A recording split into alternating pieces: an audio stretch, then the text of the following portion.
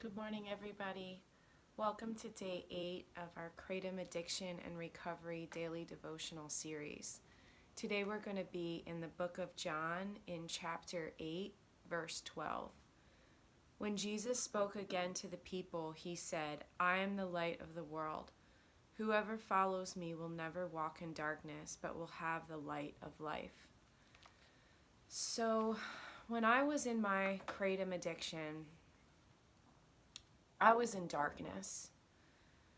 I've shared before that my soul had died in my addiction. I had been caught up in a lot of New Age beliefs for a good solid 20 years at that point, and I had never denied Jesus was real, but I denied him as my Savior. And so when I had started studying herbalism and then kratom crossed my path, and I ended up becoming addicted to it, I had come to the understanding that God was in everything and that God was in nature and plants and in myself and in every human being. And so when I was in the darkest part of my addiction and I knew I couldn't get out of it on my own, I also knew that I didn't have the ability to get myself out of it. And I had believed that essentially I was God, yet when I had gotten myself into this place, there was no way that I could get myself out of it. And I've shared a little bit before about my story and my testimony, but it was in my darkest moment that I cried out to God, the God of my childhood and the God of the Bible, and to Jesus. And it was in that moment that I felt a glimmer of peace that I hadn't felt in years and years and decades and decades. And I knew at that moment that there was something that was unique compared to anything that I had been chasing before in my beliefs, any highs that I had been chasing in kratom and in weed. And so I started to search for answers as to what that was. And I began asking God what the truth was. And I began seeking out who Jesus was and what he was about and what the gospel was. And so in the time to follow, as I learned about that, my soul slowly started to come back to life again. And I rededicated my life to Christ 3 years ago, and it was when I was still in the deepest part of my kratom addiction. And so I didn't know how to get out of it. I talk about that all the time. I didn't know how to get out of it. And as I started to focus on God, and as I started to focus on the gospel and who Jesus is and how he lived, what he taught, my soul was brought back to life again from the dead. And I navigated a long taper out of my kratom addiction. I had no idea what I was doing, and I was just praying the whole time and seeking God the whole time, and seeking, everything about Jesus and what he was about.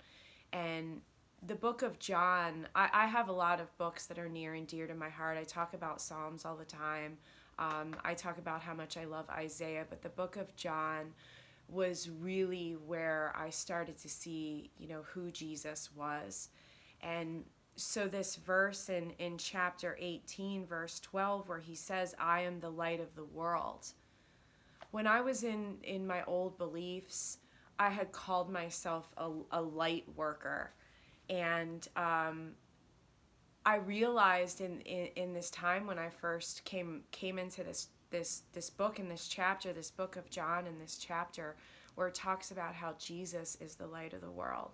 And simultaneously, I'm experiencing my soul slowly coming back to life again after being dead in my addictions and in my beliefs. And I really started to see what the real light was, who the real light was.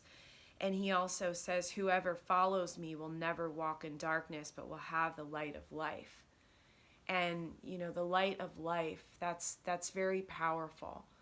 When I used to say I was a light worker and, I was into all this, these goofy, hippie, new age beliefs, I didn't know what light was. And I did learn that sometimes what can seem the best and what can seem, like it's all positive and good, a lot of times is deceiving us. And so as I started to follow Jesus and I was led out of my kratom addiction, and in the years to follow, I really started to understand about what the true light was and what the true darkness was, this world that we live in, how broken it is, how, lost a lot of us are.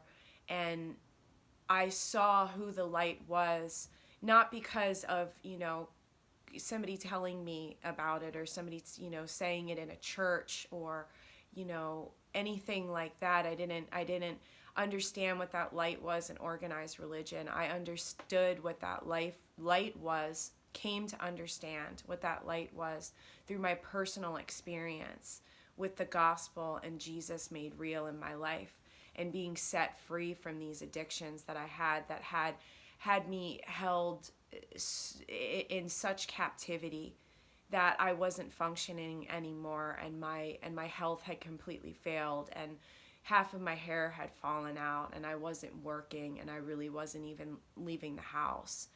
And so I saw it through my own personal experience, because none of the beliefs that I had had before had ever, gotten me anywhere except for, on a path of ultimately my own destruction. So I say this because of not what I've been, told by some sort of a person or a place or a religion or, anything like that. I say it because this was my personal experience. And there was nothing that I was ever into before for all of those years. There was no substance through kratom or weed or, any of the other things that I had gotten into that had ever brought me back to life and ever brought me out of darkness like Jesus did. And so this verse is very near and dear to my heart, because I came out of the darkness. And I sit before you today to tell you a little bit about my story and my testimony of how Jesus brought me out of the darkness, brought me out of my kratom addiction. And was it an instantaneous process? No, it wasn't. It took a lot of hard work. It took a lot of dedication.